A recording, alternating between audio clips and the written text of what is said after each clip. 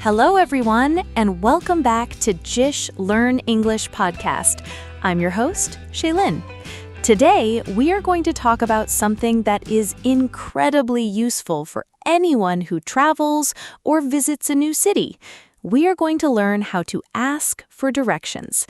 By the end of this lesson, you will know exactly what to say to find a train station, a hotel, a restaurant, or any other place you want to visit. You will be able to walk outside and speak with confidence. Let's get started. Okay, let's start with the very first thing you need to do when you ask for help. In English, we almost never just walk up to a stranger and say, "Where is the station?" That can sound a little too direct or even a bit rude. Instead, we use a polite opener. And the most common and natural way to start is by saying, "Excuse me." Think of "excuse me" as a magic key. It opens the conversation nicely. It tells the other person, "I'm sorry to bother you, but I need a little help." It's polite, simple, and natural, and people will usually be happy to help you. So if you're on the street and you need some help, just say, "Excuse me," and then ask your question. We can also make it a little warmer by adding, "Excuse me, could you help me?" Or, "Excuse me, I'm a little lost." The phrase "a little lost" is a very natural way to say you don't know where you are, but you're not panicking. You're simply letting someone know that you could use a little help. Now, once you have their attention, how do we actually ask the question? There is one verb that is your best friend here, and it is the verb to get. When we talk about directions, we don't usually say, "How do I go to the hotel?" We say, "How do I get to the hotel?" Get to means to arrive at or reach a place. It's the most natural word to use here. Listen to how we use it. "Excuse me, how do I get to the train station?" Or, "Excuse me, how do I get to the nearest restaurant?" Once you remember this pattern, you can use it with almost any place you want to find. Now, if you want to be extra polite, which is always a good idea, you can use the word could. Instead of "how do I get to," you can say, "Could you tell me how to get to?" This is a longer sentence, but it sounds very polite and very kind. For example, you can say, "Excuse me, could you tell me how to get to the Grand Hotel?"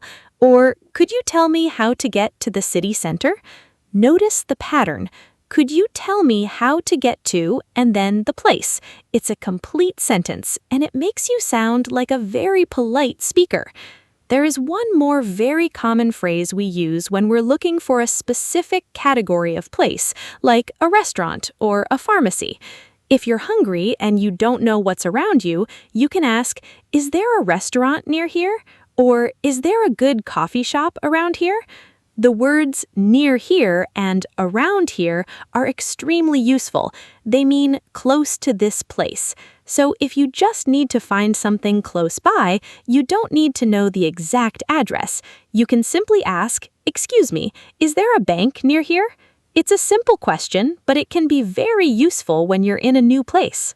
All right, you've asked the question. Now the person is going to answer you. Here is the tricky part. Sometimes people speak very fast, or they use words we don't know. And when that happens, it can be difficult to follow the directions. So you need to be prepared to understand the answer. Let's look at the most common words you'll hear. First, we have "go straight." This means to continue walking in the same direction. Do not turn left and do not turn right. Just keep walking. You might hear "go straight for 2 blocks." A block is the distance between 2 streets. It's a very common way to measure distance in a city. Next, we have the turns. Turn left and turn right. But sometimes people say "take a left" or "take a right." They mean exactly the same thing. So someone might say, "Go straight for 2 blocks, then take a left at the bank." Or, "Go straight and then take the second right." Listen for those words. Go straight, turn left, turn right, take a left, take a right. These are the phrases you'll hear again and again when people give directions. Now, what if the place is very close? People often use the phrases across from or next to. These are great words to know. Next to means exactly beside something. Across from means on the other side of the street. Let me give you an example. If someone says, the restaurant is across from the cinema, it means the restaurant is on the opposite side of the street from the cinema. If they say, the bank is next to the supermarket, it means the bank is right beside the supermarket. These little words can really help you find the exact spot. Another phrase you might hear is, you can't miss it. This is a very friendly thing to say. It means the place is very easy to see. If someone tells you, go straight and it's the big blue building on the corner, you can't miss it, they're saying, don't worry, it's very easy to find. I love this phrase because it makes you feel relaxed. You know the person is telling you that the place should be easy to spot. Okay, Shaylin, but what if I get lost again? That's a great question. It happens to everyone. You ask for directions, you start walking, and then you forget what they said. This is completely normal, so you need to know how to ask again. A very natural thing to say is, I'm sorry, I didn't catch that. To catch something means to hear and understand it. If someone speaks too fast, you can say, I'm sorry, I didn't catch that. Could you say it again, please? Or if you want them to speak a little slower, you can politely ask, could you speak a little slower, please? People are usually very kind when you ask them to slow down. And remember, there's nothing wrong with asking. It simply shows that you're trying your best to understand. Let's put all of this together into a little story so you can hear how a real conversation sounds. Imagine you're in New York City. You're looking for the Central Park Hotel. You stop a friendly-looking person on the street. You say, excuse me, could you tell me how to get to the Central Park Hotel? The person smiles and says, sure, it's not far from here. Go straight down this street for about 3 blocks. Then take a left at the big bookstore. The hotel is across from the park. You can't miss it. You didn't hear the last part, so you say, I'm sorry, I didn't catch that. Where is it? The person says it's across from the park. You say, oh, I see. Thank you so much. The person says, you're welcome. Did you see how easy that was? You asked, you listened, you clarified, and you thanked them. That's all you need to do. And speaking of thanking people, let's not forget to be polite after we get help. The most common way is, of course, thank you, but you can make it a little stronger by saying thank you so much or thanks a lot.